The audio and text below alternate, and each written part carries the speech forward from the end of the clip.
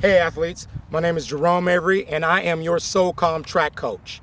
Let me give you a little bit of background about myself before I actually get into everything. I run the 100 meters and the 200 meters, and I've also qualified for the Olympic trials. In between the Olympic trials, I was working with visually impaired athletes for the U.S. Paralympic team. And in 2016, I received a gold medal as a guide runner. All right, let's get into specific training this time around.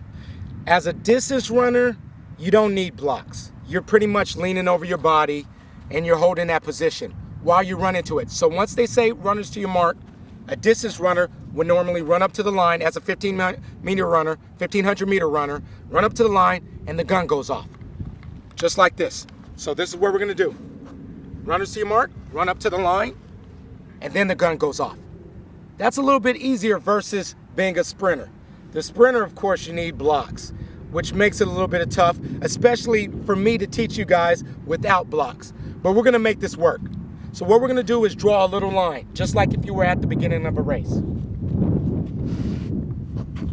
We'll say this is our start line right there. Now in the block setups, the way that I like to do it is have my front foot up, and that's your power leg. Now in that front foot, the first step you're gonna have is 2 steps on that mark from your blocks. So what you're gonna do, so say if this is the middle lane right here, you're gonna go 2 steps, 1, 2. The heel behind the line, take 2 steps, mark your line. That's gonna be where your front foot is. Your next step, you're gonna go 3 steps. Remember, you can line up behind the line again, right there, heel, 1, 2, 3. So that 3rd step, that's where your back foot is gonna be. So let's make a line right there. So this is our imaginary blocks. Set up yourself in the blocks. Remember, you want to come up, have your toe slightly off the block, put your toe on that ground. Line up, fingers behind the blocks, behind the line, of course. And you want to fall into it. Making sure everything is straight, just like this in this position. Another important cue is to lean over the line. You don't want to sit back, because if you sit back, you're coming up, the first thing you're gonna do is pop straight up. That's why we don't wanna sit back. So let's get back in those blocks. Down here, set up. Remember, your back foot is back there, your front foot is over there. Leaning over the line.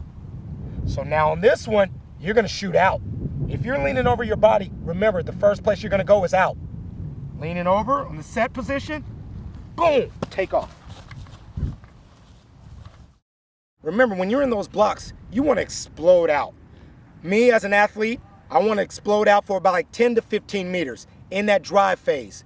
If you go back to the previous videos that I had posted, I have me doing heel workouts and I have me actually applying force into the ground on some of the drills in another video. Those will definitely help you get those cues to get to where we are today right here in these imaginary blocks. So remember, leaning over in those blocks, exploding out. That first 10, you want to focus on driving out, applying force to the ground. Leaning over, runners to your mark, set, push, push, push, push, push. Of course, that's for the 100 meter. It's easy to set up in the middle of it's easy to set your blocks up in the middle of the lane. The 200 it's a little bit different. You want to kind of slightly lean your block off the line. So say if you're starting on a curve, you want to kind of aim your block towards the inside. If you have it faced forward, you're going to actually run into the outside of the curve. Remember, you want to aim it towards the outside, similar to the setup with your hands, but you're running towards the inside of the line. So pretend we are in the blocks again, but we're on a curve. Mind you, this is straight. I'm going to actually turn my body a little bit this way because we're coming off of a curve. Let me make an imaginary curve for you. So say if the outside lane is going around right here. That's our curve. As you can see, if I'm straight ahead, I'm gonna go outside the lane. So now, from the line, I wanna lean back a little bit, set my blocks at an angle, over my body once again, set, boom, right there on the inside, but still stay in the lane. Remember, we don't wanna go outside that lane or we're gonna get disqualified. One of the fun events of the day is always a relay. The relay, the way I like to usually pick a team, of course, is your fastest 4 guys. The 4 guys, I usually have them set up in their respective, whether or not their first leg, second leg, third leg, or fourth leg, due to how fast they are. Me, if you have a fast guy that's normally quicker out the starting blocks, he's usually your first leg. Your fastest guy, it either differs. It could be your second leg or it could be your fourth leg. It all depends on how the other teams are set up, or you want to be a little bit strategic. So on your first leg, of course, like I said, it's your fastest guy out the starting block. Second guy, it depends. It could be your fastest guy or your second fastest guy. He's usually running the longer leg.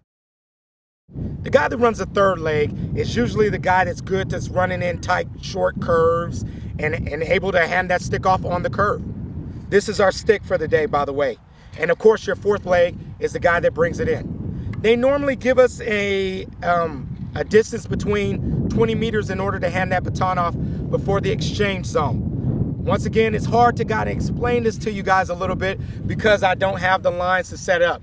So hopefully we'll get a video out to you, or if we don't have that video out to you, you can always YouTube to get better footages on where the exchange zone is in a race. And also, you'll be able to see what a true baton is versus a water bottle. So if you're at home, you got a water bottle, you got a remote, it doesn't matter. As long as you can grab a stick off the tree. As long as it's short and it's about this length or maybe even a little bit shorter. Grab your family member to help you out if you need some help doing relay baton handoffs.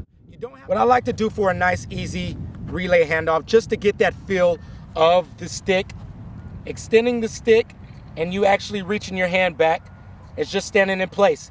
Having someone stand behind you, it's just me today, so what I'm gonna do is play both parts of it. So say if I was handing the stick off to somebody, I'm right here, just in a running motion. You have someone on the opposite side of you, you have someone on the opposite side of them. So let me bring it back to you. On the way that it works, the first person on the inside lane, he's running on the inside tight curve. He's handing off to the person on the outside lane, which basically means he gets the baton in his left lane. The second person has the baton off to the third person, which is now on the inside, so the third person has his right hand back. That third person then hands the baton off to someone in the outside lane. So it goes in and out pretty much. So you'll be consistent and you'll run alongside of the person while you're running.